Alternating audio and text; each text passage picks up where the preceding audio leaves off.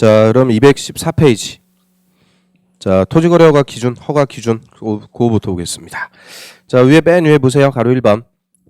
시군구청장은 다음에 해당하는 경우를 제외하고는 허가를 해야 된다.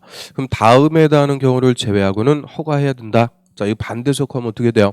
다음에 해당하는 경우에는 허가 안 내준다. 그 얘기죠. 그래서 이 허가의 기준을 우리가 다른 말로 불허가 사유 이렇게도 얘기해요. 허가 안 내주는 사유. 그래서 동그라미 1번. 자, 토지거래 계약을 체결하려는 자의 이용 목적이 다음에 해당하지 않는 경우에는 허가를 하지 않는다. 그럼 다음에 해당하지 않을 때는 허가 안 내준다. 자, 이것도 반대 해석하면 어떻게 돼요? 다음에 해당하는 경우에만 허가 내준다. 그 얘기죠.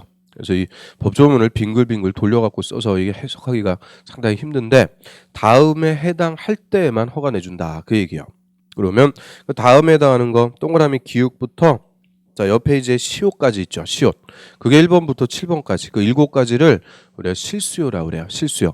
그래서 토지용 목적이 그 7가지 실수요에 해당할 때만 허가 내주고 그 7개가 아니면 다 뭘로 본다? 투기 수요로 봐서 허가 안 내주겠다. 그 얘기죠. 그래서 실수요로 보는 기준 첫 번째.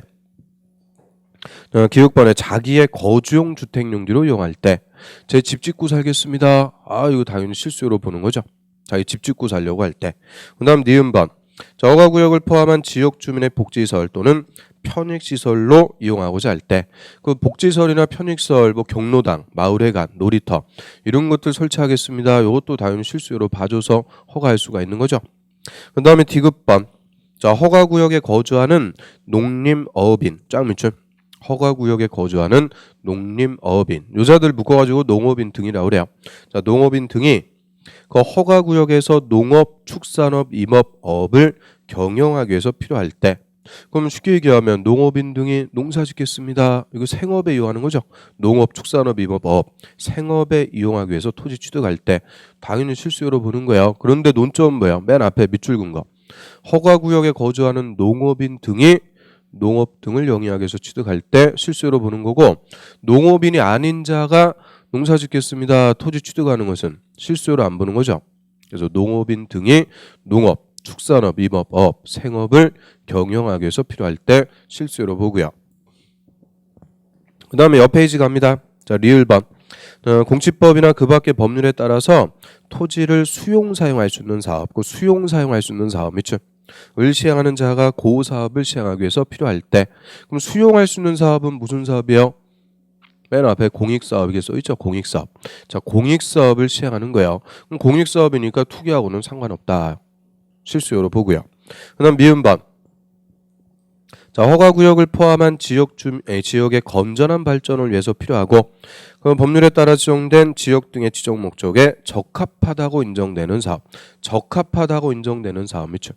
을 시행하는 자가 그 사업에 이용하고자 한대요. 그러면 이건 적합한 사업이다라는 건데 뭐가 적합한 거냐 의문을 가질 필요가 없어요. 그냥 적합한 사업, 좋은 사업이죠. 적합한 사업에 이용하고자 할 때. 그 다음 비읍. 허가구역 지정 당시 밑줄. 허가구역 지정 당시 그 구역에 속한 특광시군 그 밑에 줄 군 또는 인접한 특광시군에서 사업을 시행하고 있는 자 밑줄 사업을 시행하고 있는 자가 그 사업에 이용하려는 것인 때 그러면 그 사업에 이용한다. 여기서 그 사업은 의미 알아야 되죠. 그 사업이 뭘까요? 그 밑줄 군 거. 허가구역 지정 당시 하고 있던 사업. 허가구역 지정 당시에 하고 있던 사업에 이용하기 위해서 토지 취득해요. 요것도 실수요로 보고요. 요거를 소위 우리가 기득권보다 이렇게 얘기하죠. 기득권보. 지정 당시 하고 있던 사업에 이용할 때. 그래서 자, 리을, 미음, 비읍 세 개는 묶으셔갖고 다음 마디로 뭐에 쓰는 거예요? 사업에 이용하는 거죠. 사업. 사업에 이용하기 위해서 토지 취득하는데 자, 사업이라고 무조건 다 실수요로 보는 거 아니에요. 딱 그 세 개만. 자, 무슨 사업이요? 수용할 수 있는 사업. 적합한 사업. 지정 당시 하고 있던 사업. 이 세 개 사업에 이용할 때만 실수요로 봐서 허가를 내줄 수가 있고요. 그 다음에 시읒번에 자 이거 기타라고 그래요. 기타에서 박스에 B번 하나만 봐요. 자, 관계법령에 의해서 이용개발이 금지된 토지 이용할 수가 없는 땅이요. 이용개발이 금지된 토지로서 그 밑에 줄에 현상보존의 목적 밑줄 현상보존의 목적으로 토지를 취득할 때 그럼 이용개발 못하는 땅을 현상보존하겠습니다. 이것도 실수요로 봐주겠다. 그죠? 현상 보존의 목적으로 취득할 때. 그래서 그 7가지 실수요성에 적합해야만 허가를 내주게 되죠. 그 다음에 동그라미 2번. 또 계약을 체결하려는 자의 토지용 목적이 다음에 해당할 때도 허가 안 내줘요. 그래서 박스에 보면 기획 도시군 계획이나 그 밖에 토지 이용 관리에 관한 계획의 동그라미, 계획에 맞지 않거나 또는 니은 자, 생태계 보전과 주민의 건전한 생활 환경 동그라미, 환경 보호에 중대한 위해를 끼칠 우려가 있을 때, 그러니까 그 동그라미 친 거, 계획, 환경 여기에 안 맞으면 허가 안 내주죠. 이거 두 개도 맞아야 되고요. 그 다음에 동그라미 3번, 면적이 면적 동그라미, 이용 목적으로 보아서 적합하지 않다고 인정할 때도 허가 안 내준다. 그래서 자, 허가의 기준은 크게 4가지입니다. 실수요, 계획, 환경, 면적. 이 4가지가 다 적합해야 허가를 내줘요. 그러면 자, 절대 뭐는 허가 기준 아니라고요? 거래 가격 자체는 허가 기준이 안 되고요. 이 중에서 뭐 제일 중요한 기준은 실수요가 되죠. 자, 넘어갑니다. 자, 그럼 이제 허가 신청을 해서 자, 허가권자가 보니까 요 기준 4개 다 적합해요. 다 적합해갖고 허가 내줬어요. 자, 허가 내줬다 그러면은 효과입니다. 4번째 허가의 효과. 자, 허가 받으면은 효과. 그럼 제일 큰 효과는 뭘까요? 자, 토지 거래허가 뭐 하려고 받았어요? 저 제목대로 토지 거래하기 위해서 허가부터 미리 받은 거죠. 그러니까 토지 거래허가 받으면 이제 투기가 아니다 인정받았으니까 토지를 거래할 수가 있게 돼요. 자, 그걸 좀 음식하게 토지를 거래할 수 있게끔 당사자가 체결한 토지 거래 계약이 유효가 된다라고 합니다. 계약이 유효, 효력이 발생해서 이제 적법하게 토지를 거래, 사고 팔 수가 있게 되는 거죠. 거래할 수 있다. 자, 이게 토지 거래허가의 제일 큰 효과가 돼요. 그래서 계약이 유효가 돼서 적법하게 거래를 할 수가 있다. 그럼 이거 반대로 해석해봐요. 역시 무허가. 자, 허가를 받지 않은 계약. 아예 허가 안 받았다 또는 허가 신청했는데 불허가 받았다 다 똑같아요. 허가를 받지 않은 계약. 자, 무허가 계약은 효력이 발생하지 않는다. 즉 무효입니다. 무효. 그럼 계약에 효력이 없으니까 한마디로 거래 사고 팔 수 있어요, 없어요? 없다고 얘기죠. 그래서 허가를 받지 않은 계약은 무효가 돼서 거래를 할 수가 없게 돼요. 그럼 쉽게 얘기해서 자, 허가 구역 안에 내 땅, 내 마음대로 팔 수 있다 없다? 없다고 얘기죠. 허가 받기 전까지는 못 팔아요. 그래서 이 토지거래허가는 처분을 직접적으로 규제한다라고 하죠. 그래서 허가를 받지 않은 계약은 무효가 돼서 거래할 수가 없습니다. 그런데 자, 이 무효를 우리 판례가 2개로 구분해요. 확정적 무효가 있고 유동적 무효가 있어요. 자, 처음부터 토지거래허가 받을 의사가 없어요. 허가를 배제하거나 잠탈하는 목적의 계약일 때는 아예 확정적 무효가 돼요. 그런데 허가받을 것을 전제로 체결한 계약일 때는 일단은 무효인데 나중에 허가를 받으면 유효로 바뀌는 거예요. 그래서 무효가 유효로 바뀌니까 이런 무효를 유동적 무효라고 그래요. 유동적 무효. 그래서 저는 유동적 무효 관련해서는 우리 공법에서 하는 거 아니고 무슨 과목에서 잘 배워요? 민법 시간에 배우는 거죠. 무효가 취소할 때 특히 유동적 무효. 이론은 민법에서 또 중요한 논점 중에 하나니까 이런 토지거래 허가의 효과에서 첫 번째 무허가 계약은 무효다. 특히 유동적 무효 관련해서 민법 시간에 잘 배우실 거예요. 요거는 민법에서 주로 다루는 논점이 되죠. 그 다음 무허가로 계약을 한 자. 자, 이 사람은 토지거래 허가 위반이죠. 국토법 위반이니까 뭐 하겠어요? 처벌합니다. 그래서 무허가, 허가도 안 받고 계약을 체결했을 때는 자, 2년 이하의 징역 또는 토지 가격의 30% 이하의 벌금 처벌합니다. 그래서 자, 2년 30. 자, 이것도 역시 좀 정리를 해 두셔야 돼요. 우리 국토법에서 처벌 조항 많다고 그랬죠. 그 중에서 2개. 조금 전에 우리 배웠던 거 개발행위허가 위반은 3년 3천. 토지거래허가 위반은 2년 30. 자, 요 2개는 처벌 조항을 좀 정리를 해 두셔야 되고요. 자, 이거 쉽게 이렇게 정리하시면 돼요. 우스갯소리로 자, 길거리 지나가다가 아무 여자한테나 2년 이렇게 했어요. 2년. 그럼 싸대기 몇 대냐? 30대. 그래서 2년 30 이렇게 정리하시면 돼요. 2년 30. 그래서 자, 무허가 계약은 무효. 그리고 무허가로 계약을 한 자는 처벌.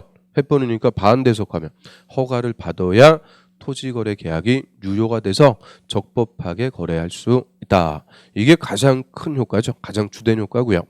그 다음에 두 번째, 자 이거를 우리 시험에서는 잘 물어봐요. 공법에서는 두 번째 효과. 자, 허가의 실효성 확보를 위해서 허가를 받아서 토지를 취득한 자는 허가받은 목적대로 일정한 기간 토지를 써야 될 의무를 부과합니다. 그거를 토지 이용 의무다라고 해서요. 최장 5년의 범위에서 대통령 영이 정하는 기간까지는 허가받은 목적대로 토지를 써야 된다. 의무를 부과해요. 예를 들어서 자 우리 실수요 첫 번째가 자기의 거주용 주택용지였죠.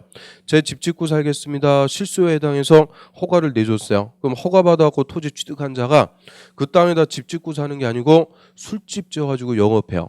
그럼 이거 토지거래 허가 받으나 마나 의미가 없는 거죠. 그래서 자 허가받아갖고 토지를 취득했으면 그 허가받은 대로 일정한 기간은 쓰도록 합니다. 그거를 토지 이용 의무라고 그래요. 그리고 저는 이제 허가권자는 매년 토지용 실태 조사요. 허가받은 대로 쓰고 있는지 조사해서 딱 걸렸어요. 이런 토지용음에 위반해서 허가받은 대로 안 쓰고 있죠. 이때는 허가받은 대로 쓰세요. 명령합니다. 토지이용 의무를 이행하세요. 명령. 이행 명령하는데 저는 이행 명령할 때는 3개월의 기간을 주고 명령을 해요. 허가받은 대로 쓰세요. 명령. 그리고 3개월 지나서 가보니까 이행 명령에 불응해서 계속 이용음에 위반해서 토지 쓰고 있어요. 이때는 자 행정청이 명령을 했는데 국민이 불응하죠. 명령의 이행을 강제시키기 위해서 금전을 부과할 수가 있습니다. 그거를 말 그대로 명령의 이행을 강제하기 위해서 부과하는 금전, 이행 강제금이라고 부르고요. 저는 이행 강제금을 부과해서 토지 이용 의무의 이행을 강제시킬 수가 있게 되는데 자, 요 부분에서 우리 공법은 시험에서 잘 물어보는 논점이 돼요. 그리고 특히 이행강제금. 자, 이행강제금 우리가 집행벌이라고 부릅니다. 집행벌. 따로 불러요. 집행벌이다라고 해서 자, 얘는 형벌하고는 구분하는 개념이에요. 형벌이 아닌 거예요. 형벌하고 구분되는 집행벌이라고 부릅니다. 그럼 형벌이라고 할 때는 뭐를 얘기할까요? 형벌. 징역형, 벌금형. 이런 것들을 형벌이라고 그러죠. 그럼 형벌이라는 것은 대원칙 일사부재리라고 그러죠. 일사부재리. 한 번 처벌한 것은 거듭 처벌할 수 있다 없다? 없다. 그래서 거듭 처벌 금지. 그래서 이 징역형이나 벌금형은 잘못한 것에 대해서 한 번만 부과하면 끝이에요. 그래서 벌금형 같은 거는 딱 한 번만 부과하는데 이행강제금은 형벌이 아니고 따로 뭐라고 부른다고요? 집행벌. 집행자원과 관련된 벌칙으로서 한 번만 부과하는 거 아니에요. 명령을 이행할 때까지 반복해서 부과합니다. 반복 부과함으로써 말 그대로 명령의 이행을 강제시키기 위해서 부과하는 금전이다라고 하고요. 저는 이행강제금을 부과하는데 이행강제금은 토지 취득가액, 실제 토지를 취득한 가격, 이 다른 말로 실거래가라고 그래요. 실거래가의 최대 10% 범위에서 구체적으로 대통령 영이 정하는 금액에 이행강제금을 부과해요. 토지 취득가액의 최대 10% 범위에서 부과하는데 한 번만 부과하는 거 아니고요. 매년 한 번씩 명령을 이행할 때까지 반복해서 부과합니다. 반복 부과. 그러니까 매년 한 번씩 반복적으로 부과하니까 이게 명령 이행을 안 할래 안 할 수가 없는 거죠. 강제시키려고 부과한다라고 하고요. 이게 가장 큰 특징이에요. 매년 한 번씩 반복 부과 징수할 수 있습니다. 자, 그래서 한 페이지 넘겨보시면 216페이지에 맨 위에 토지 이용 의무 그거부터 나오죠. 자, 요게 이제 허가의 효과에서 두 번째 효과. 자, 토지 이용 의무 동그라미 1번. 자, 토지거래 허가받은 자는 일정한 경우를 제외하고는 최장 5년의 범위에서 대통령 영이 정하는 다음 기간까지는 그 토지를 허가받은 목적대로 이용해야 된다. 허가받은 대로 써야 된다. 의무를 부과하는 거죠. 그래서 그 밑에 이용 의무 기간이 쭉 나오는데 이거 우리 아까 다 실수요하면서 본 것들이죠. 실수요성에 따라서 이용 의무 기간이 다 규정이 돼 있어요. 그리고 예전에는 이거 아주 잘 물어봤어요. 2년에 한 번씩 물어봤는데 이게 작년에 대폭적으로 이용 의무 기간이 개정돼서 이제 뭐 어렵지 않아요. 그래서 첫 번째 보세요. 기억. 자기의 거주용 주택용지를 이용하겠습니다. 제 집 짓고 살겠습니다. 요거 이용 의무 기간 몇 년? 2년이죠. 취득한 날부터 2년간은 집 짓고 살아야 돼요. 또 두 번째. 허가구역에 지역 주민을 위한 복지시설 편익설로 쓰겠다. 뭐 경로당, 마을회관, 놀이터 이런 거 설치하겠습니다. 이것도 실수요로 보는 거죠. 요걸로 취득했으면 2년간 또 써야 되죠. 2년. 또 디귿. 자, 허가구역 안에 농업인이 농업을 영위하게 한 목적으로 허가받았다. 몇 년간 농사지어야 돼요? 2년. 또 밑에 그 축산업, 임업, 어업에 이용하기 위해서 허가받았다. 자, 얘도 역시 몇 년? 2년. 그래서 자, 기역, 니은, 디귿, 리을 다 2년이요. 이게 예전에는 막 3년, 4년, 2년, 3년 버라이어티하게 규정이 돼 있어가지고 이용호 기간 몇 년이냐 이거 단순하게 물어봤는데 작년부터 다 통일됐어요. 다 몇 년? 2년입니다. 그러니까 뭐 별로 어렵지 않아요. 이용 의무니까 2년. 2년이 원칙인데 자, 밑에 보세요. 미음. 자, 공치법에 의해서 토지를 수용할 수 있는 사업. 수용할 수 있는 사업을 시행하는 자가 그 사업에 쓴다. 자, 몇 년이요? 4년간 그 공익사업에 써야 돼요. 또 비읍번 그 두 번째 줄에 지정 목적에 적합하다고 인정하는 사업을 시행하는 자가 그 사업에 쓰겠다. 얘도 실수로 보죠. 얘도 몇 년이요? 4년. 또 비읍 시옷. 자, 허가구역 지정 당시 사업을 시행하고 있는 자가 그 사업에 이용하겠다. 요것도 실수로 보고 이용무 기간은 4년. 그러면 결론 미음, 비읍, 시옷 세 개 묶으셔갖고 사업이죠. 공익사업, 적합한 사업, 지정 당시 사업에 쓰겠다. 다 실수로 보고 이거 세 개는 몇 년이요? 4년. 왜 4년이요? 사업이니까 4년. 4 맞추면 되죠. 사업이니까 4년. 그래서 뭐 별로 어렵지 않아요. 대부분 2년인데 사업은 몇 년? 4년. 그 다음에 하나만 더 봐요. 그 지읒번. 현상 보존의 목적. 자, 이용 개발이 금지된 토지를 현상 보존하겠습니다. 이것도 실수요로 봐준다 그랬죠. 현상 보존의 목적으로 취득했다. 얘는 또 5년이요. 5년. 동그라미 5년. 제일 길어요. 5년간 현상 보존해야 됩니다. 나머지 다 2년이니까 신경 쓸 필요 없어요. 사업 몇 년? 4년. 현상 보존 몇 년? 5년. 나머지는 다 2년. 그 기간까지는 허가받은 대로 써야 되고요. 그 다음에 옆 페이지 갑니다. 가로 3번에 이제 조사한다고 그랬죠. 토지용 실태 조사 해갖고 딱 걸렸어요. 가로 4번. 동그라미 1번에 시군구청장은 이호무를 이행하지 않은 자에게는 상당한 기간, 즉 3월입니다. 3월 이내 기간을 정해서 토지호무를 이행하도록 문서로 명령한다 그래요. 이행 명령. 허가받은 대로 쓰세요. 3개월의 기간을 주고 명령합니다. 넘겨보세요. 그런데 동그라미 2번. 자, 시군구청장은 이행명령이 정해진 기간, 즉 3개월 내 이행되지 않으면 토지 취득가액의 100분의 10의 범위, 쩌미춤. 거기서 토지 취득가액은 실거래가라고 그랬죠. 실제 거래한 가격, 실거래가 10% 범위에서 다음에 해당하는 금액의 이행강제금을 부과합니다. 그래서 얼마 이제 구체적으로 부과하는지 박스에 나오는데 그 중에서 기역하고 니은 두 개만 봐요. 그 두 개가 19회 때 기출로 딱 물어봤어요. 그럼 기역번. 허가받아갖고 토지 취득한 자가 당초의 목적대로 이용하지 않고 방치한 경우, 방치 동그라미 방치. 이때는 토지 취득가액의 10%입니다. 10 동그라미 10%. 제일 세게 부과해요. 왜 그럴까? 열심히 허가받아갖고 취득한 토지를 이용 안 하고 방치 놀린다 그죠? 이게 뭐야? 투기. 이용도 안 하면서 취득한 거니까 투기야. 그래서 제일 세게 10% 부과하는 거죠. 그 다음에 니은. 허가받았고 토지 취득한 자가 직접 이용하지 않고 임대 동그라미 임대했다. 자, 자기가 안 쓰고 빌려주는 것도 안 되는 거예요. 자기가 써야 되는 거죠. 그래서 임대했을 때 이때도 토지 취득가액의 7%, 7 동그라미 7%의 이행강제금 부과해요. 그래서 그 두 개가 제일 센 거니까 두 개만 확실하게 정리해요. 방치 10, 임대 7. 방치 10, 임대 7. 자, 그 금액의 이행강제금 부과하는데요. 그 밑에 박스 밑에 동그라미 3번. 자, 시군구청장은 최초 이행명령이 있었던 날을 기준으로 1년에 한 번씩 밑줄 별표 반복해서 이행강제금 부과 징수할 수 있습니다. 이게 이행강제금은 가장 큰 특징이라고 그랬죠. 한 번 부과하는 거 아니고 반복 부과. 1년에 한 번씩 반복해서 부과 징수할 수 있고요. 근데 다만 그 앞에서 딱 끊고 시군구청장은 이용 의무 기간이 지난 후에는 이용 의무 기간이 지난 후에는 이행강제금 부과할 수 없다. 부과 못합니다. 그래서 이용 의무 기간까지만 부과할 수 있는데 왜 그러겠어요? 자, 이행강제금은 한마디로 이용 의무를 강제시키려고 부과하는 거죠. 근데 이용 의무 기간이 영구적인 게 아니고 딱 정해져 있단 말이에요. 그럼 이용 의무 기간이 끝났다. 그럼 이용 의무가 없으니까 이행강제금도 부과할 수가 없는 거죠. 그래서 이용 의무 기간까지만 부과를 할 수가 있어요. 그 다음에 옆 페이지 가보세요. 맨 밑에 4번. 자, 무허가 토지거래 계약의 효력 가로 1번. 자, 허가받지 않고 체결한 토지거래 계약은 효력이 발생하지 않는다. 무효다. 그죠? 허가 없이 체결한 계약은 무효. 거래 못해요. 그러니까 반대 해석하면 허가를 받아야 계약이 유효가 돼서 적법하게 토지를 거래할 수가 있게 되고요. 자, 그럼 무효 관련해서 그 밑에 뭐 판례 이론 쭉 써놨죠. 처음부터 배제나 잠탈할 목적의 계약일 때는 확정적 무효인데 허가받을 것을 전제로 한 계약일 때는 유동적 무효다. 자, 이거는 민법에서 다루는 주된 논점이 된다고 그랬어요. 넘어갑니다. 그 다음에 가로 2번에 공법상의 효력 처벌이죠.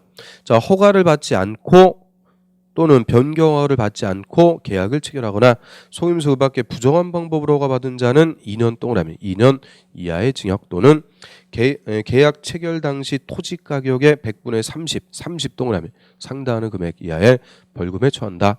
그래서 토지거래허가 위반한 자 2년 30 처벌합니다. 2년 30. 자, 여기까지가 원칙적인 토지거래 허가제도 쭉 봤고요. 자, 2페이지 넘겨보세요. 자, 224페이지에 맨 밑에 선매라는 게 나오죠. 선매. 자, 선매제도. 그럼 선매제도는 자, 이렇게 공익사업에 필요한 토지일 때 공적 주체가 그 토지를 먼저 매수하는 거예요. 당사자 제쳐두고 공적 주체가 먼저 매수할 수 있는 기회를 주는 거고, 그래서 이 선매를 자, 공적인 거래를 우선시키는 제도라고 그래요. 사적 거래보다 공적 거래를 우선시키기 위한 제도다. 이렇게 얘기하고요. 자, 선매의 그 밑에 2번의 선매자 및 선매 대상 토지. 자, 그게 이제 선매 요건입니다. 자, 시군구청장은 토지거래 계약에 대한 허가 신청이 있는 경우, 허가 신청이 있는 경우 밑줄. 자, 허가 신청이 있는 경우 거기다가 형식적 요건이라고 씁니다. 형식적 요건. 허가 신청이 있는 경우. 자, 다음에 해당하는 토지. 그 다음에 해당하는 토지 밑에 박스 먼저 봐요. 1번 공익사업용 토지, 즉 공익사업에 필요하거나 2번 허가받아갖고 취득한 토지를 이용 목적대로 이용하고 있지 않은 토지, 즉 이용에 위반한 토지. 그 동그라미 1번하고 동그라미 2번 두 개는 묶으셔갖고요. 실질적 요건이라고 씁니다. 실질적 요건. 그래서 저희 선매하기 위해서는 이 두 가지 요건 갖춰야 돼요. 일단 첫 번째 형식적인 요건 뭐가 있어야 돼요? 허가 신청이 있어야 돼요. 허가 신청도 없는데 선매하고 못해요. 허가 신청이 있어야 되고, 두 번째 허가 신청한 토지 중에서 어떤 토지요? 공익사업에 필요하거나 이용 의무에 위반하고 있는 토지일 때 선매라는 걸 할 수가 있는 거죠. 그럼 다시 위에 두 번째 줄에 이런 토지에 대해서 국가 앞에서 가로 열고 국가, 지자체, 토지주택공사 같은 공공기관 또는 공공단체 가로 닫고, 자, 국가부터 공공단체까지 자, 우리가 뭐라고 부른다고요? 공적 주체. 공적 주체가 그 매수를 원할 때는 이들 중에서 그 토지를 매수할 자, 즉 선매할 자를 정해서 그 토지를 협의 매수, 동그라미 협의 매수하게 할 수 있다. 그래서 일단 이 선매는 요건에서 중요한 거 다 나오는 거예요. 선매자는 누구만 돼요? 공적 주체만. 절대 일반 기업이나 사인, 개인들이 선매자가 될 수가 없어요. 공적 주체만 선매자가 될 수가 있고요. 선매할 때 방법은 무슨 매수? 협의 매수입니다. 선매자하고 토지 소유자가 협의해서 매수하는 거지 강제 매수하는 거 아니에요. 그러면 토지 소유자는 선매를 거부할 수 있어요, 없어요? 얼마든지 있습니다. 협의 거부할 수 있는 거죠. 그래서 토지 소유자는 반드시 선매에 따라야 되는 의무 이런 거 없는 거예요. 얼마든지 선매하기 싫습니다. 거절할 수가 있는 거죠. 그래서 협의 매수, 협의해서 매수할 수 있는 우선적 기회를 주는 거고요. 자, 옆 페이지로 와보세요. 선매 절차 가로 1번. 자, 시군구청장은 선매 대상에 해당하는 토지에 대해서 토지거래허가 신청이 있으면 그 신청일부터 1개월 동그라미 1개월 내 선매자를 정해서 토지 소유자에게 알려줘야 된다. 일단 허가 신청했는데 선매 요건에 해당하는 토지면 허가 처분은 미뤄두고, 허가나 불허가 처분 미뤄두고 1개월 내 누가 선매를 할 건지 선매자를 정해서 소유자에게 알려준다. 통지하죠. 그 다음에 한 페이지 넘겨보세요. 자, 바로 3번 봅니다. 자, 선매자는 지정 통지를 받은 날부터 다시 1개월 동그라미 1개월 내 그 토지 소유자하고 선매 협의를 끝내야 된다. 그럼 선매자는 지정받으면은 다시 1개월 내 토지 소유자하고 선매 협의를 끝내줘야 되니까 우리 선매는 총 몇 달 걸리는 거예요? 2달 걸리는 거죠. 선매자 지정까지가 한 달. 선매자가 선매협의를 끝나는 게 한 달. 총 2달 걸려요. 그래서 중간에 뭐 가로 2번, 가로 4번 들어가 있는데 헷갈린 거니까 딱 핵심 법률 규정만 확실하게 보세요. 선매자 지정까지가 한 달이고 선매자가 선매협의를 끝내는 게 한 달입니다. 그래서 선매는 총 2달 걸리는 거다. 일단 개념부터 확실하게 정리하고요. 그 다음 밑에 4번의 선매 가격. 자, 선매자가 선매할 때 토지 매수 가격은 그 밑에 줄에 감정평가업자가 평가한 감정가격 기준. 거기다 밑줄 감정가격을 기준 별표 기준으로 하되 역시 허가 신청서에 적힌 가격이 감정가보다 싸면 그 가격으로 선매할 수 있다. 그러니까 싼 가격으로 선매할 수 있다. 그 얘기인데 원칙은 무슨 가격 기준? 감정가격을 기준으로 합니다. 자, 얘가 근래 2번이나 기출 정답이었어요. 24, 25. 그래서 선매할 때는 지금 무슨 가격이라고요? 감정가격 기준입니다. 그럼 우리가 이제 토지의 가격이라고 그래요. 토지의 가격이라고 그러면 토지의 가격을 지가라고 그러죠. 지가.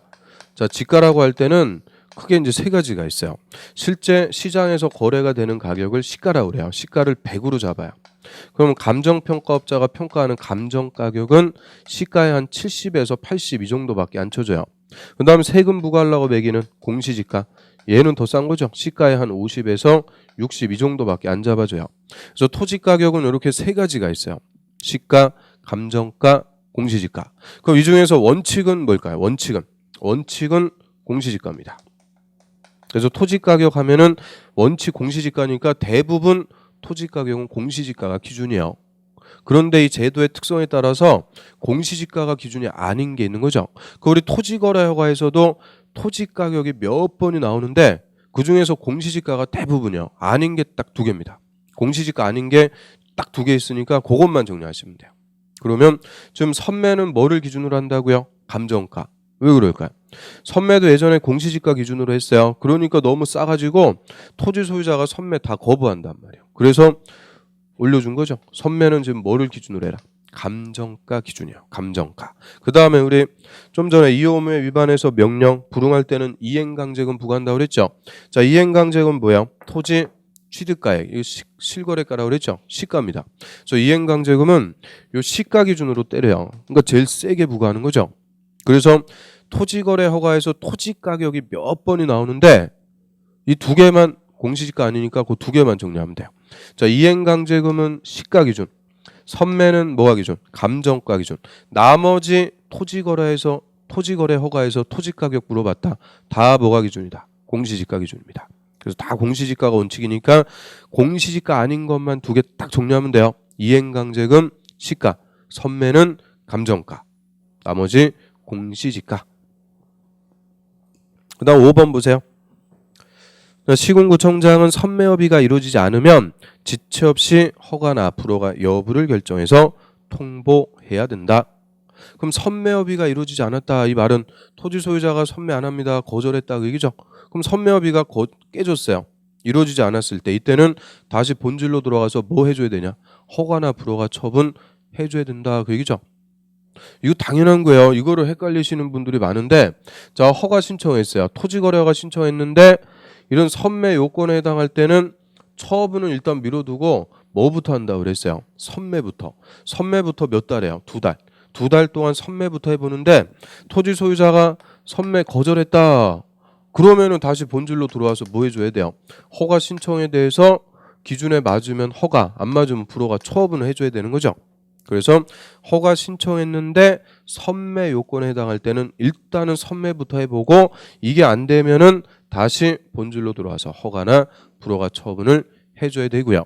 선매 2달 걸린다고 그랬죠. 2달 동안 선매협의했는데 깨졌어요. 다시 15일내 허가나 불허가 처분해 주는 거 아니에요? 지체 없이요. 선매협의가 불성립하면 지체 없이 허가나 불허가 처분을 해주게 되는 거죠. 자, 여기까지가 토지거래 허가 선매까지 싹 우리가 정리를 해서요. 자, 국토법 끝입니다. 국토법 싹 기본적인 개념들 정리를 했어요. 그래서 1, 2월 달 기초과정에서는 너무 많이 하고 그러면 안 돼요. 처음 시작하시는 분들이 많은데 그 개념도 하나도 모르는데 막 지엽적인 것까지 제가 다 욕심부려갖고 수업하고 그럴 수가 없어요. 그리고 자, 이 정도 해도 국토법에서 우리가 웬만한 거 다 한 거예요. 충분한 거예요. 그리고 이제 3, 4월 달 가서 여기다 조금만 더 살 조금만 더 붙이고요. 이런 식으로 조금씩 업그레이드 시켜갖고 수업을 진행을 하는 거죠. 그 다음에 자, 오늘 이제 두 번째 법률 들어갑니다. 자, 쭉 넘기셔갖고요. 260페이지 두 번째 법률인 도시개발법. 자, 오늘 도시개발법도 조금만 앞부분 정도 들어갈 수 있도록 하겠습니다.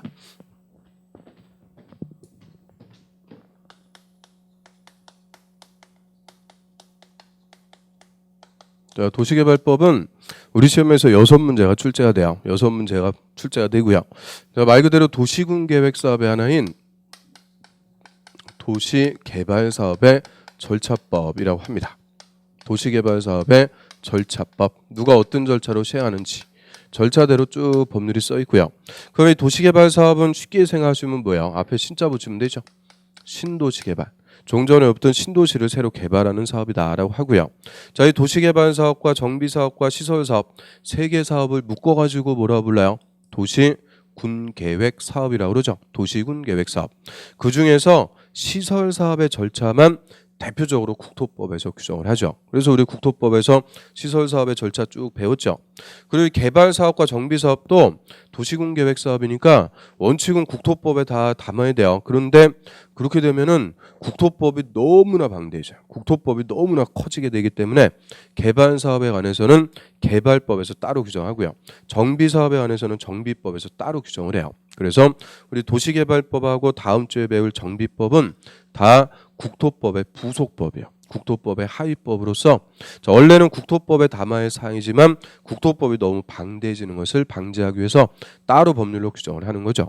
그래서 이 도시군계획사업의 하나인 도시개발사업의 절차법이 도시개발법이고요. 그럼 이 도시개발사업은 정확하게 이제 개발법에 규정한 대로 보면 자, 도시개발구역 안에서 여러 가지의 기능을 가지는 단지 또는 시가지를 조성하는 사업이다 라고 합니다. 그래서 개발구역 안에서 단지나 시가지를 조성한다 하는데 자, 이건 이제 쉽게 얘기하면 택지라고 그래요. 건물 지을 땅 택지를 집단적으로 개발하는 사업. 이게 도시개발 사업이에요. 그래서 기존 도시로 인구가 너무 많이 몰려 들어와갖고 택지난이 발생해요. 막 아파트 짓고 이럴 땅이 부족한 거죠. 택지난이 발생하면 아직 개발이 안 된 지역, 산이라든지 논밭,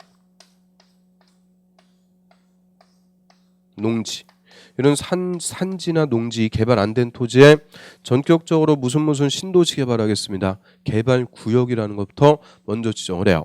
그래서 우리 주변에 신도시 개발된 데 있다. 옛날에는 다 뭐였어요? 산이나 논밭이었죠. 이런데 개발구역을 딱 지정을 해서 이 농지나 산지인 토지를 건물 지을 수 있는 땅 택지로 개발하는 사업이다라고 하고요. 그럼 일단 택지 개발하려면 산지 이런 거 다 잘라내가지고 흙 싹 파내가지고 평지로 바꿔야 되죠. 이거 뭐 한다 그래요? 절토. 그리고 여기서 파낸 흙, 논밭 이런 데 쏟아부어갖고 딱 만드는 거죠. 성토. 판판하게 다져요. 정지. 그럼 절토, 성토, 정지 이런 것도 우리가 묶어가지고 형질변경 이렇게 얘기하죠. 형질변경 공사. 그리고 저 도로 같은 기반시설을 체계적으로 배치하면서 땅도 반듯반듯하게 구획을 정리한다 그래요. 자, 형질변경 구획정리. 자, 이 두 가지 공사를 통해서 이 반듯반듯한 택지를 개발.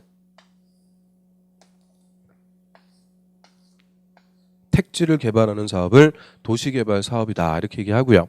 그럼 이런 이제 도로 같은 거 체계적으로 설치하면서 사면이 도로로 둘러싸이게 되는 일단의 대지들이 반듯반듯하게 만들어지죠. 자, 이렇게 우리 도로로 둘러싸인 일단의 대지, 영어로 블록이라고 그랬는데 이거 법률 용어로 뭐라고 그랬어요? 가로구역이라고 그랬죠. 이 가로구역이라는 말 계속 나온다고 그랬어요. 그래서 가로구역, 큼직큼직한 대지의 단위 가로구역을 만들고요. 다시 이 가로구역 안에서 각각의 필지들을 구획을 해요. 그래서 1번지, 2번지, 3번지 집어는 이제 쭉 부여를 해나가는 거죠. 이런 구획되는 토지를 획지라고 그래요. 획지. 그래서 가로구역 할 때 구자, 획지할 때 획자 따고 구획을 정리한다고 그래요. 토지를 합리적으로 이용할 수 있게끔 반듯반듯하게 만들어 나가는 거죠.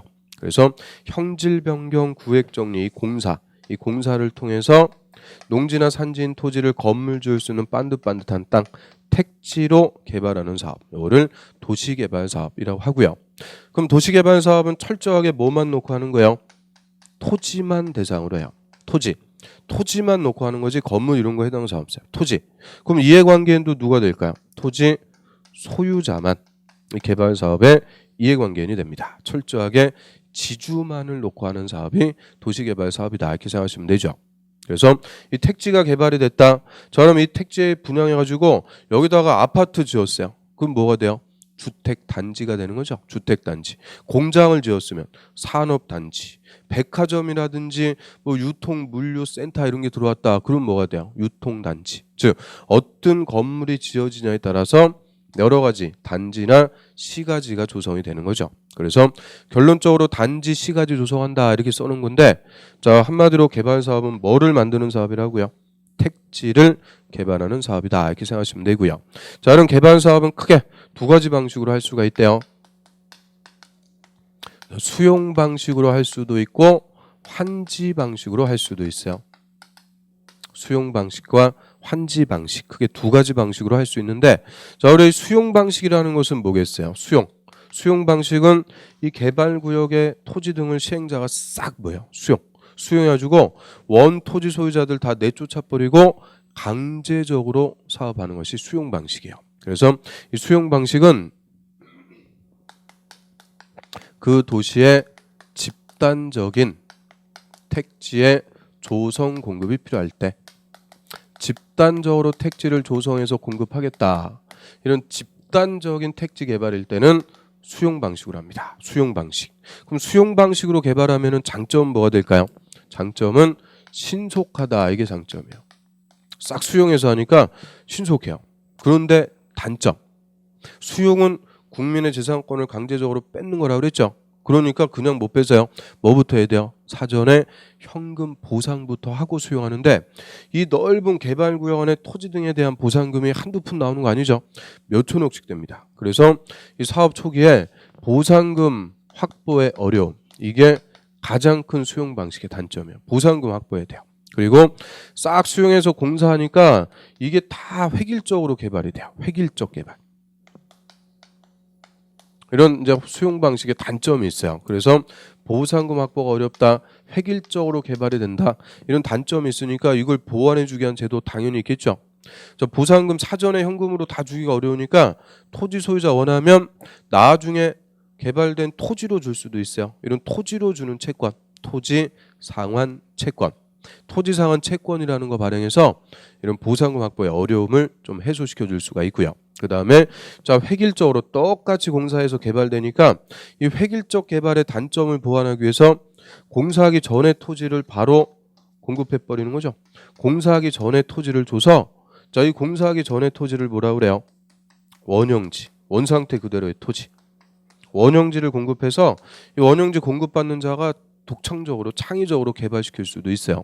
그래서 원형지라는 개념도 나오게 되는데, 그럼 이거 말씀드린 이유는 토지 상환 채권, 원형지 공급 이런 것들은 다 무슨 방식에서 나온다는 거예요? 수용 방식에서. 수용 방식의 단점을 보완하기 위한 제도들이 되는 거죠. 그리고 저는 수용 방식은 보상금 확보해야 되니까 우리가 못해요. 주로 국가나 지자체, 토지주택공사 같은 공공이 개발 사업을 시행하는 방식이 되죠. 물론 우리도 능력이 되면 할 수 있겠지만 주로 공공이 개발 사업 하게 돼요.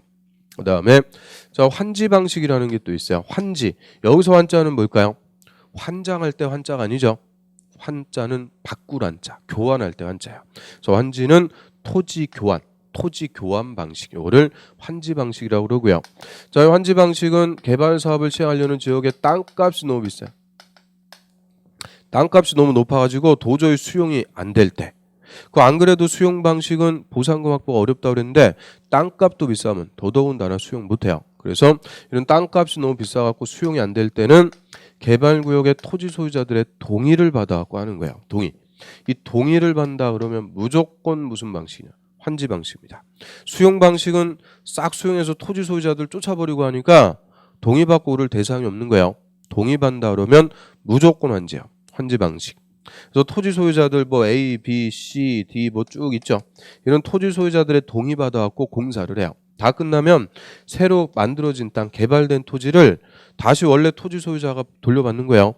그래서 원래 토지 소유자에게 개발된 토지를 다시 주는 거예요. 자, 이거를 공사하기 전에 종전 토지와 공사 후에 조성된 토지로 교환해 주는 방식. 더 쉽게 얘기하면 흠 땅 대신 새 땅으로 교환해 주는 방식이다. 그래서 토지의 교환, 환지 방식이라고 합니다. 동의받아갖고 공사 끝나면 새 토지로 교환해 주는 방식.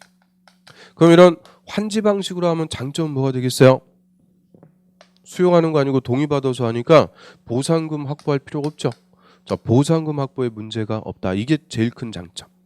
보상금이 필요가 없어요. 근데 단점. 이 동의가 장점이자 단점이 되는 거죠. 동의를 안 해주면은 사업 못해요. 그래서 동의받을 때까지 절차가 지연될 수밖에 없고요. 어떻게 또 꾸역꾸역 동의받아갖고 공사 끝냈어요. 나중에 새 땅으로 다시 토지 소유자 돌려받는데 다 좋은 땅 받으려고 싸우게 되죠. 즉 이해관계가 대립되니까 환지 계획도 짜야 되고 환지 예정지, 환지 처분, 등기, 청산까지 이 수용 방식보다 절차가 훨씬 더 복잡해질 수밖에 없어요. 절차가 복잡합니다. 이해관계인이 있으니까 복잡해지는 거죠. 그래서 저희 수용 방식하고 환지 방식은 장단점이 거꾸로다 이렇게 생각하시면 돼요. 수용 방식은 뭐예요? 신속한데 보상금 확보가 어려운 거고, 환지 방식은 보상금에 문제는 없는데 절차가 지연되고 복잡하다. 이런 장단점이 서로 거꾸로다 이렇게 생각하시면 되고요. 그 환지 방식은 어차피 나중에 새 토지로 다시 토지 소유자 돌려받는 거니까 누가 하는 게 가장 합리적이겠어요? 자기들이 하는 거죠. 그래서 환지 방식은 주로 개발구역의 토지 소유자 자기들이 하거나 또는 토지 소유자가 개발 사업하려고 만든 조합, 이 토지 소유자나 조합이 주로 사업을 하게 되죠. 그래서 토지 소유자나 조합이 자기들 동의받아 갖고 공사, 그러면 새로 만들어진 땅으로 돌려받는 방식, 이거를 환지 방식이라고 합니다. 그래서 수용 방식은 주로 누가 한다고요? 공공이 강제적으로 하는 거고, 환지 방식은 토지 소유자가 자기들이 동의받아 갖고 사업하는 게 환지 방식이 되는 거죠. 그래서 크게 이렇게 이제 두 가지의 방식으로 개발 사업을 시행할 수가 있어요. 이런 개념부터 잡고 들어가야 개발 사업이 뭐 하는 거구나 우리 알 수가 있는 거죠. 자, 교재 한번 봅니다. 260페이지 맨 위에. 자, 재정 목적은 뭐 됐고요. 그 밑에 용어 정의. 자, 1번에 도시개발구역은 도시개발 사업 시행하려고 지정 고시한 구역. 개발 사업 합니다. 구역을 정한 곳을 개발구역. 그다음에 2번에 도시개발 사업은 도시개발구역 안에서 밑줄 개발구역 안에서 주거, 상업, 산업, 유통, 정보, 통신 뭐 등등 여러 가지 기능을 가지는 단지 또는 시가지를 조성. 거다 밑줄 단지나 시가지를 조성하는 사업이다. 이게 정확한 의의예요. 단지나 시가지 조성. 다른 말로 뭐라고요? 택지를 개발하는 사업이 되는 거죠. 그 다음에 국토법에 사용하는 용어는 이 법에서 특별히 정하는 경우를 제외하고는 이 법에서도 그대로 적용한다. 이유는 국토법의 부속법이라고 그랬죠. 부수되는 법률이기 때문에 국토법의 용어 그대로 갖다 씁니다. 그러면 일단 이 개발 사업을 하기 위해서 절차라고 그랬으니까 절차 첫 번째 절차는 개발 계획을 수립해서 개발 구역부터 지정하는 거죠. 개발계획 수립해서 도시개발구역을 먼저 지정을 해요. 그래야 이제 사업을 할 수가 있게 돼요. 그래서 이 개발사업 하기 위한 전제 조건 개발계획을 수립해서 개발구역 지정합니다. 그리고 특히 이 개발계획이라는 것은 이하에 나올 개발사업 전반의 지침이라고 그래요. 개발사업 전반의 지침 또는 기준입니다. 그래서 어디에 무슨 목적으로 개발구역 면적 얼마로 지정해서 누가 어떤 방식으로 사업해갖고 무슨 기능을 갖는 신도시로 만들겠다. 이런 개발 사업에 관한 모든 것을 미리 철저하게 계획으로 수립 그리고 계획에 따라서 구역도 지정하고 사업을 할 수가 있게 되죠. 자, 이게 뭐예요? 선계획 후개발. 그래서 철저하게 개발 사업에 관한 것을 미리 개발 계획으로 수립을 해요. 그래서 오늘은 이 개발 계획 요것만 볼 거예요. 조금만 더 하겠습니다. 그럼 우리 교재는 개발구역의 지정 먼저 나오는데 자, 저 뒤로 가셔갖고요. 275페이지 가보세요. 275페이지. 자, 먼저 개발 계획부터 수립을 해요. 그거부터 먼저 보겠습니다. 자, 275페이지 자, 가보세요. 그 밑에 개발 사업의 계획, 즉 개발 계획의 수립. 자, 개발 계획은 무슨 계획이라고요? 이하에 나올 개발 사업 전반의 지침, 기준이 되는 계획. 그러니까 이 개발 사업은 철저하게 무슨 계획대로 하는 거냐? 개발 계획대로 한다. 이렇게 생각하시면 되고요. 자, 밑에 개발 계획 수립 시기 가로 1번. 자, 지정권자는 개발 구역을 지정하려면 그 지정권자하고 동그라미. 지정권자는 개발 구역 지정하려면 해당 개발 구역에 대한 개발 사업의 계획, 즉 개발 계획을 수립해야 된다. 의무입니다. 그럼 개발 계획 수립해야 되는데 누가 수립해요? 일단 지정권자가 수립해요. 지정권자. 자, 이 지정권자는 도시개발구역을 지정하는 자. 이 지정권자는 다음 주에 우리가 볼 거고요. 일단 지정권자가 수립해야 돼요. 언제 수립해요? 개발구역을 지정하려면 그 말은 지정하기 전에 수립해야 된다. 그 얘기입니다. 이게 원칙이에요.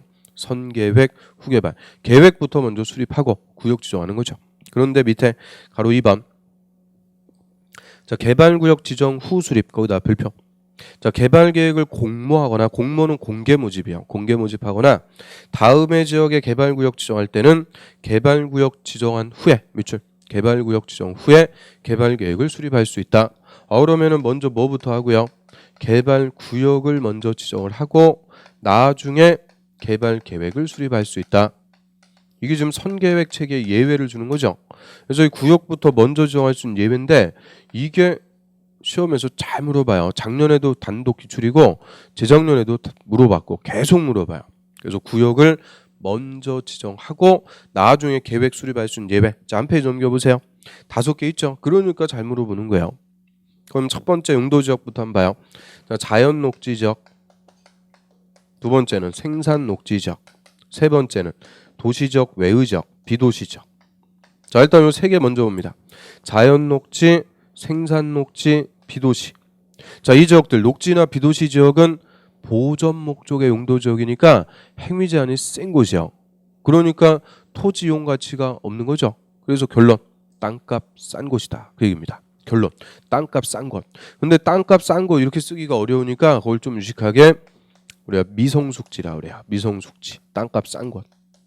자, 이런 데다가는 구역을 먼저 정할 수 있는 예외를 주는 거예요. 왜 그럴까요? 이 땅값 싼데 개발 계획 먼저 뻥 터뜨려요. 여기서 무슨 명품 신도시 개발합니다. 그러면 나중에 구역 지정할 때 가면 투기 갖고는 땅값 다 올라가요. 효율적으로 사업 못 합니다. 그래서 이 땅값 싼 지역 이런 데는 구역부터 먼저 지정해서 묶어두겠다 그죠? 그리고 나중에 계획 수립해갖고 효율적으로 사업할 수가 있어요. 그래서 땅값 싼 곳 이렇게 얘기하고요. 그 다음에 5번 먼저 봐요. 그 개발구역에 포함되는 주거, 상업, 공업지역. 자, 주상공업지역이 전체 몇 퍼센트 이하다? 30% 이하. 30% 이하인 곳이다. 그러면 주상공업지역이 전체 개발구역의 30% 이하. 얘 갖고 숫자니까 제일 잘 물어보겠죠. 그럼 주상공 3개니까 얼마예요? 3. 고 30% 이하. 주상공업지역이 얼마 이하? 30% 이하. 그럼 반대해석. 나머지 70%는 어디라는 걸까요? 이거라는 거죠. 미성숙지. 미성숙지가 전체 개발구역의 70% 이상 대부분이다. 그 얘긴데, 자, 이거를 돌려가지고 이렇게 써놓은 거예요. 주거, 상업, 공업지역이 전체 몇 프로 이하? 30% 이하일 때. 뭐 미성숙지가 대부분인 거고요.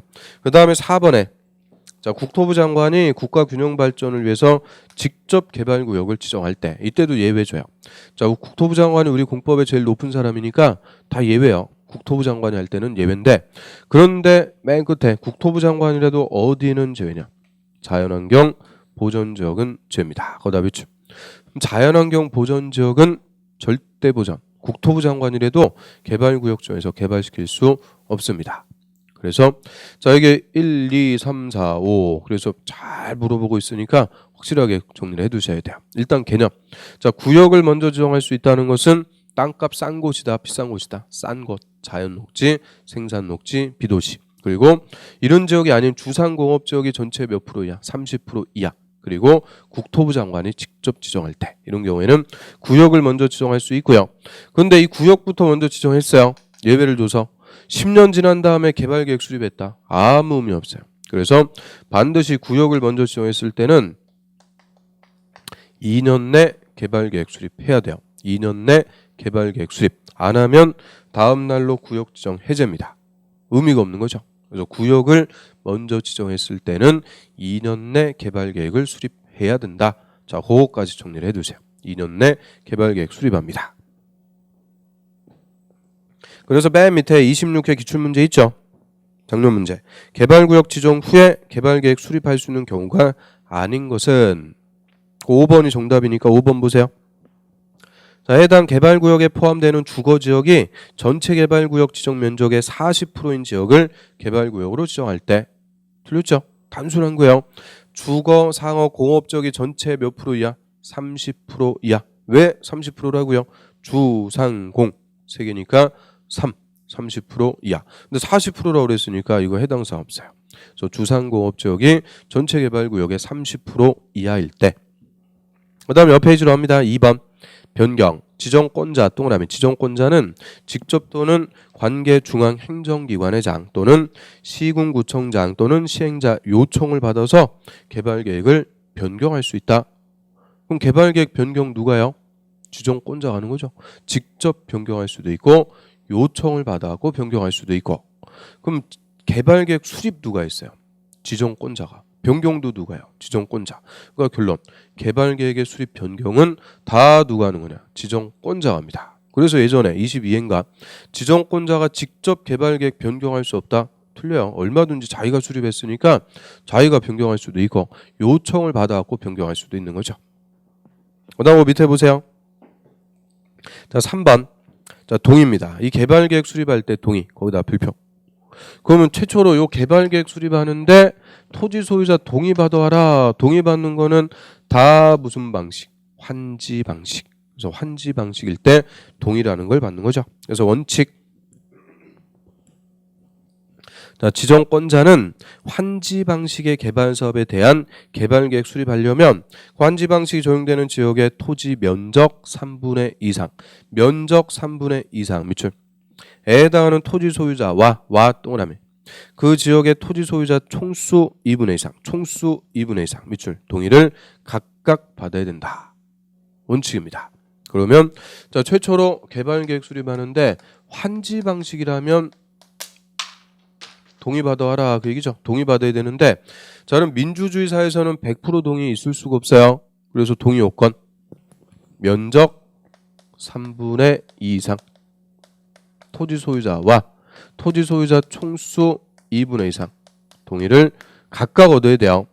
그래서 이 면적 3분의 2 총수 2분의 1 자, 이 동의 요건 이 분수가 우리 개발법에서 총 3번 나요.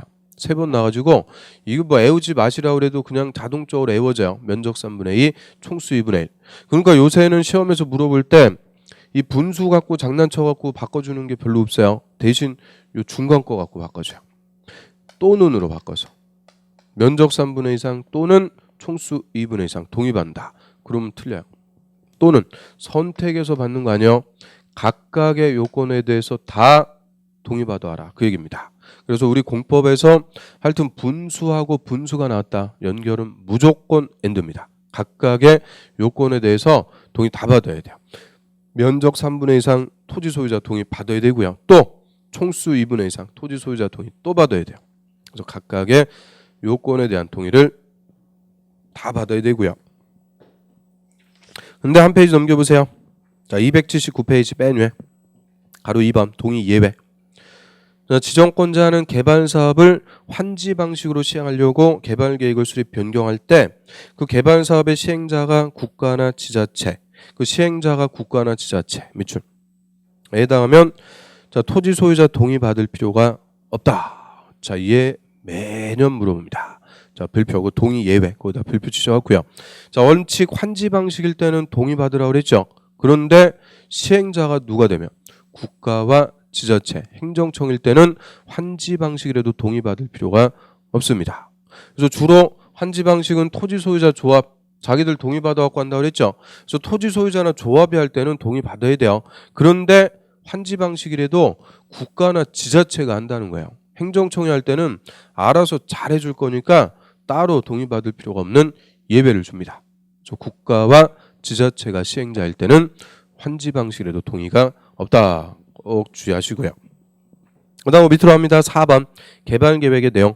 자, 개발 계획에는 다음 사항이 포함된다. 그래서 박스에 보시면은 자, 동그라미 1번에 도시개발구역의 명칭, 무슨 신도시, 위치, 면적, 또 지정 목적, 사업 시행 기간, 또 3번은 끝에 그 분할이나 결합에 관한 사항, 분할 시행, 결합 개발에 관한 거, 4번에 시행자에 관한 거, 5번 시행 방식, 6번에 인구 수용, 7번에 토지 이용 계획 등등 해가지고 자, 한 페이지 넘겨보세요.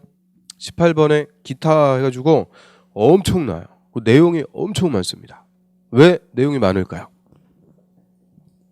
개발사업 전반의 지침, 개발사업에 관한 모든 게 다 들어가는 거예요. 그러니까 내용이 많아질 수밖에 없어요. 그럼 그 내용 많은 거를 우리가 보는 게 아니고 거꾸로 절대 개발 계획의 내용이 될 수 없는 거. 거기다 하나만 쓰세요. 지구 단위 계획 X.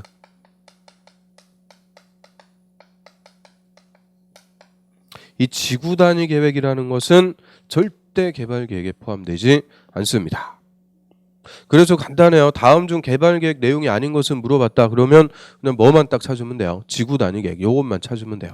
이 지구 단위 계획은 나중에 시행자가 작성하는 실시 계획에 포함이 된다 그래요. 그래서 지구 단위 계획은 절대 개발 계획에 포함되지 않는다. 요거 하나만 딱 정리를 해 두시고요.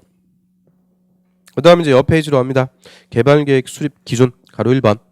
자, 국토법에 따른 광역도시, 도시군 기본계획이 수립되어 있는 지역에 이 개발계획 수립하려면 그 개발계획의 내용이 광역도시계획이나 도시군 기본계획에 맞도록 해야 된다. 그 광역도시계획, 도시군 기본계획에 맞도록 밑줄 수립해야 된다. 부합해야 된다. 그 얘기고요. 그럼 이 조문에서 개발계획보다 상위계획이 되는 게 뭐라는 거예요? 광역도시나 도시군 기본계획이 상위계획이다. 그 얘기죠. 상위계획에 부합해라 하는 건데 왜 그럴까요? 자, 우리 국토법에서 계획들 쭉 배웠죠. 첫 번째로 광역도시계획. 그 다음에 두 번째는 도시군 기본계획. 이것들 쭉 배웠어요. 광역도시계획은 광역계획권에, 도시군 기본계획은 특광시군의 장기발전 방향, 정책 방향만 제시한다라고 했고요. 자, 그럼 이제 정책을 받아서 결정해서 집행해 나가는 것이 도시군 관리계획. 그래서 국토법에서 순서대로 계획도 우리가 먼저 배웠죠. 그러면 요게 위계질서라고 그랬어요. 광역도시, 도시군 기본, 도시군 관리계획. 도시군 관리계획이 가장 하위 계획이 되는 거죠. 그리고 우리가 지금 개발사업 배우고 있는데 개발사업은 무슨 계획의 내용이요? 도시군 관리계획의 내용 4번이죠. 도시개발사업, 정비사업. 이 개발사업이나 정비사업도 다 도시군 관리계획의 내용입니다. 다만 국토법이 아니고 개발법에 따로 규정할 뿐이죠. 그러면 이 개발 사업에 관한 개발 계획 수립할 때는 당연히 도시군 관리 계획보다 상위 계획인 무슨 계획에 부합해야 돼요? 광역도시계획, 도시군 기본 계획에 부합해야 된다. 그 얘기죠. 그래서 이게 국토법하고 연결되는 위계질서예요. 광역도시계획, 도시군 기본 계획에 부합하게 개발 계획을 수립해야 된다. 그 얘기고요. 그 다음에 가로 2번. 자, 330만 제곱미터 이상 짜밑줄.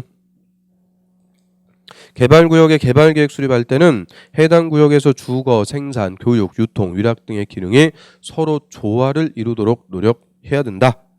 자, 이 말은 330만 제곱미터 이상 대규모로 개발할 때는 주거 기능만 주면 안 된다는 거예요. 주거 기능만 줘서 배드타운으로 전락하고 그러면 안 되죠. 그 도시에서 주거 기능뿐만 아니라 교육, 유통, 위락 기능 등을 다 충족할 수 있는, 즉 해결할 수 있는 도시. 자, 이런 도시를 좀 유식하게 자족도시라고 그래요. 스스로 충족할 수 있는 도시, 자족도시 또는 복합도시가 되도록 개발계획을 수립하고요. 그래서 이 자족도시의 기준 330만 이상입니다. 330만 이상. 그 다음에 바로 3번. 자, 개발계획의 작성 기준. 자, 기준이니까 누가 정해요? 국토부 장관이 정한다. 밑줄. 그래서 뭐 국토법이든 개발법이든 예외 없어요. 하여튼 계획의 기준은 국토부 장관이 정합니다. 국토부 장관이 정해준다. 자, 밑에 그 개발구역 지정과 개발계획에 관해서 틀린 거 작년 역시 기출문제입니다. 26회 기출문제죠. 그 중에서 4번 보세요. 그게 정답이니까 4번 틀린 거. 자, 지정권자는 개발사업을 환지 방식으로 시행하려고 개발계획 수립할 때 그 시행자가 지자체면은 토지 소유자 동의 받아야 된다. 좀 전에 했죠. 환지 방식일 때는 원칙 면적 3분의 2, 총수 2분의 2 이상 소유자 동의 받아야 된다고 그랬어요. 그런데 예외 시행자가 누구면 국가와 지자체, 행정청일 때는 환지 방식이라도 동의받을 필요가 없다. 동의가 필요가 없습니다. 그래서 시행자가 지자체다 그랬으니까 환지 방식이라도 동의가 필요가 없는 거죠. 그래서 4번이 정답이 되는 거죠. 자, 오늘 여기까지 개발계획까지 하고요. 다음 주에 이제 개발구역 지정부터 해서 쭉 도시개발법 싹 끝낼 수 있게끔 하겠습니다. 자, 오늘 여기까지 수업 하고요. 한 주 잘 보내시고요. 이번 주는 그래도 날씨가 좀 푹 해가지고 그나마 좀 다행이요. 아무튼 감기 조심하시고요. 자, 다음 주에 또 건강한 모습으로 뵙도록 하겠습니다. 자, 고생하셨습니다.